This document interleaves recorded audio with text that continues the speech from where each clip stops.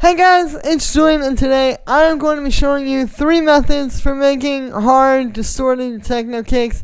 You know, sort of in the style like the ones you heard in the intro. These style kicks are getting very popular now. There's not a lot of tutorials out there or sample packs, so today I wanted to break down how to make those. Now, to go along with this video, I've just dropped a brand new sample pack on my Bandcamp. It's called 50 Huge Hard Techno Kicks Volume 2. What this is it's 50 kicks that I've made in the style. You can see what I've got here is I've got a folder for each individual kick, and essentially what's happening is for each kick, so there's 50 of these here. You can see you get the bass, the punch, and then the full kick. So, I've actually released a pack like this before, but it was only just the kicks. You didn't get the bass line and the punch separated. So this time, we've got 50 kicks. They're all separated so that you can go and you can mix and match them. You know, you can take like the bass from one, the kick from another. You can take maybe the bass from one and your own kick. You can do a lot of different things with these. But yeah, you've got full customization with these because they're split into the individual layers. This also comes with a free hard techno kick rack, actually, that you can use in Ableton and just drop on your kicks to make them into hard techno kicks. Plus, I've got some bonus percussion loops in here. You can see those are that same style of like very nice, like, you know, ravey sort of hard techno stuff. So you get a ton of stuff, almost everything that you need to make the style of techno. You've already heard a few of these kicks in the intro.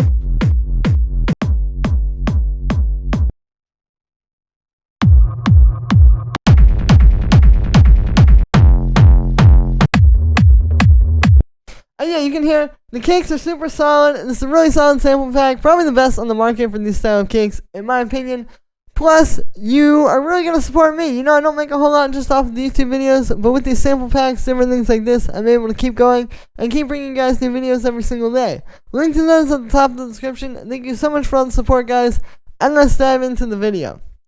So, I have 3 different kicks here. You can see we have this kick, a little bit more bassy, but still kind of distorted kick. This kick, which is the full-on distorted kick. And then this one, which is a little bit more of like a rolling, kind of dark, groovy kick like that. And these are the 3 main kicks that I hear in these style of tracks. And yeah, they're actually not that hard to make. It's going to be kind of similar for all 3 of them, actually. You can see what's happening here is the way all 3 of these are made is that it's just the bass layer and then the punch layer, and just kind of treating those as 2 separate things. And that's how you want to think about it with these style of kicks, is that you're going to have your main like punchy kick, and you're going to try to maximize that to be the fattest, punchiest, just doom, doom, doom, that you can. And then you're going to have the bass, and you're going to try to maximize that to be the fattest, biggest, like techno bass that you need. So for the first one, the way it's made is essentially we have this little group here, you can see. So we just have the punch of the kick.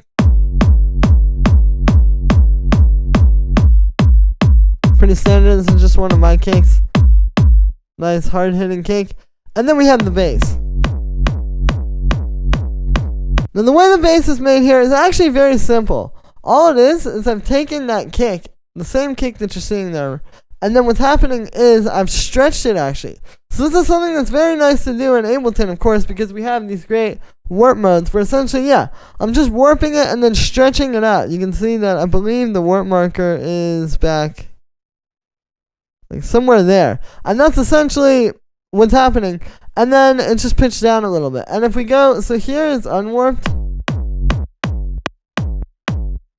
And then with the warp. So yeah, you can literally just take the kick and stretch it out, and you get a really nice texture this way. And you don't have to do that much processing either. The only processing on here now is that we just have it being distorted a bit, and then it's being sidechained to the punch of the kick, of course. You don't want to let this just kind of like sit. Like without that, obviously, it's going to be messy. But what you can do also is you can go here to the fade. And you can just like, I did this on some of the kicks from the pack actually, where you just like that. And you get more like that. You can hear I think it's a little bit fatter than the other way. And it kind of depends on the individual cake too, you know. This is very much a process where like every cake is going to be a little bit different, and every different audio file is going to react a little bit differently. And then on the group here, there's a bit of processing to kind of make the whole thing work. So the first thing here is we're just blending in a bit of saturation. Here's without it. And then with it, so it's not doing a whole lot. It just glues these together a little bit, kind of just adds that little extra harmonic boost there. You can see the dry wet's not that high though, so we're really just like adding that as like a layer on top rather than blowing out the whole thing with distortion. Then you can see I actually have a limiter, so here's without this. And then with it. And you can hear, this really helps to give you that more kind of like a live, like, sometimes you have to turn it down a little bit over there too. But this just kind of gives you that more like life with the kick, where you hear the bass and the punch kind of interacting a little bit more because they're being pushed together with the compression from the limiter. And then finally it's just an EQ8 cutting at 33 hertz, because typically, you know, we can't really hear anything lower than 20 hertz, and typically between like 20 to 30 to 35 you're really not hearing either. But what that stuff can do is it can mess up your mix, because it's adding a lot of just kind of like information and sort of data in there that's going to fill up the low end and just kind of like mess up when you go to do your compression and limiting at the end for mastering. So we just cut that out right there. And our bass is able to be louder and fatter. So that's one simple way of doing it. You can see that's really just about working with the audio, like not that hard to do, but it's really important not to over process it. You'll notice that I'm not using too much distortion here. I'm not, like, it's all being blended and all that kind of stuff. Like, you really just don't want to overblow with the distortion. Even though it's hard techno, you wouldn't actually use as much distortion as you'd probably think. So that's the first kick. The next kick is this full-on distorted 909.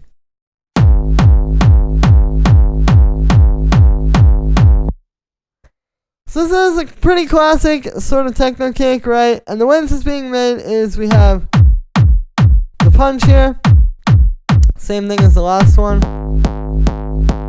and then our bass. And the way we're making this bass is actually using a 909 kick. So of course the 909, very popular for techno. It's the classic drum machine. This is actually just the default Ableton 909, right? Like if we go here to just the core library, every single person who has any copy of Ableton has access to this sample. Yeah, it's literally just that. And the reason why I'm using that is just to show you that you can do it with almost any 909. You just take it. We're going to compress it a little bit to kind of like flatten out the response and make it distort a little bit better. I'll just show you here's without that. And with it. So you can hear it just distorts a little bit better. And then essentially, it's just distorting this 909 and keeping this as the bass, where you can see, yeah, so we got the saturator, we've got some drum bus, and then some EQs going into it and out of it. So we're just creating this big, fat, distorted, essentially like a tone with the 909. And then we're sidechaining it. But then it's just because of the fact that, like, we're now going to blend that with that punchy kick.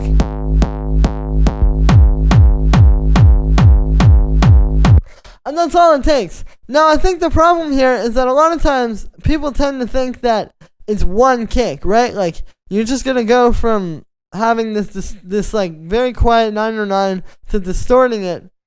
And then once you're like at this stage, like somehow that's going to be the end of it. And that's not really going to work. You really need, and this really goes back to what I was saying in the beginning too, right? Like, we're really maximizing this as just a nice, fat, distorted 909. And we're not worrying about punch, because if you're worrying about punch, you're not really going to be able to get that full distortion out of it. And then this way we can just get the punch from a regular kick, and it's the best of both worlds. And so that's how you're going to want to think about that. And then on the group there, you can see we just have a little bit of drum bus. Again, just like that last saturation, it's just blended in there. Here's without it. And then with it, it just adds a nice kind of full layer there to fill out the kick and the bass. And then we just have a limiter. Just doing a little bit more of that gluing together. It's a really subtle thing. It may not seem like something you would want to do, but you notice that difference. Like, when you turn it off and then you turn it on again, it just sounds better. And, like, that just can't be overstated. I think that's really one of the cases where if it sounds good, it is good, and you have to just leave it at that. Then, the last kick that we have down here is this one.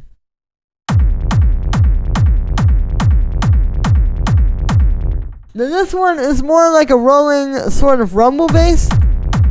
Kind of like what you would hear in more like 128 BPM techno. But then it's kind of flipping it on its head and working with it in a little bit of a different way to give it that crunchy distortion.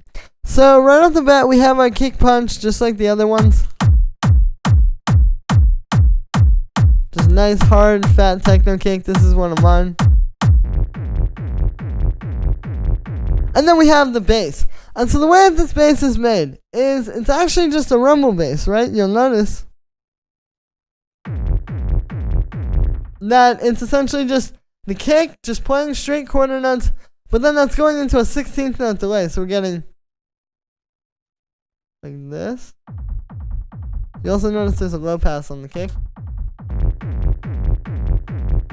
And then we distort it. And the type of distortion that we're using here is multi-band distortion. And what this allows us to do is we can take like the highs and give them this nice like kind of layer.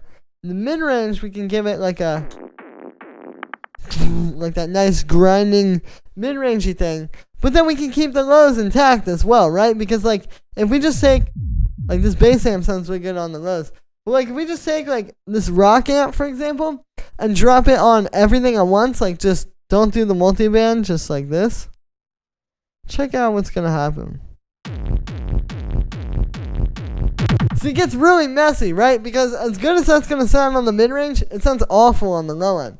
So that's why we use the multiband, is that now we can still get that really good mid-range distortion, but then also blend in something that's gonna sound actually good in the lows.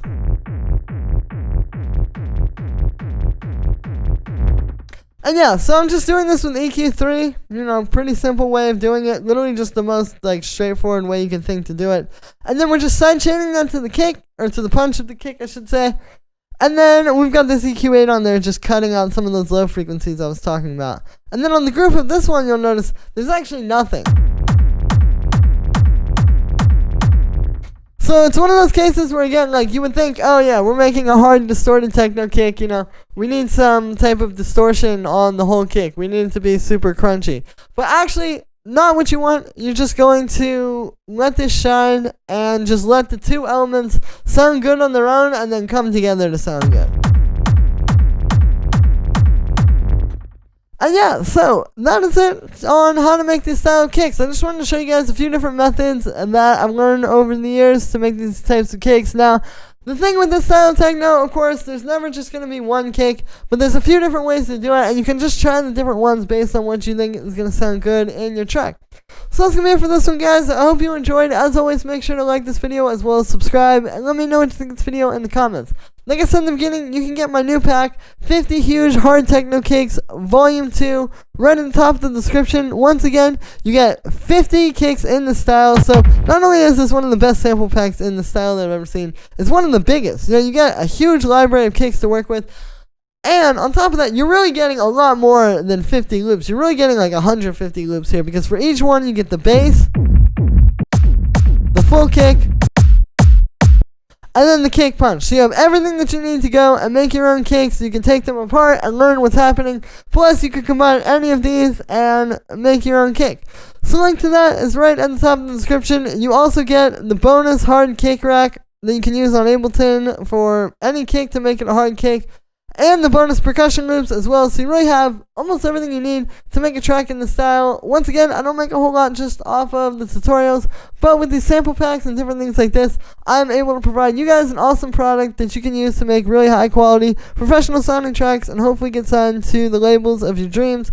Plus, it really helps support me. If you guys enjoyed these videos, definitely pick this up so you can support me and help keep me going so I can keep bringing you guys new videos every single day. Thank you so much for the support, everybody. I hope you enjoyed, and I will see you tomorrow with another video.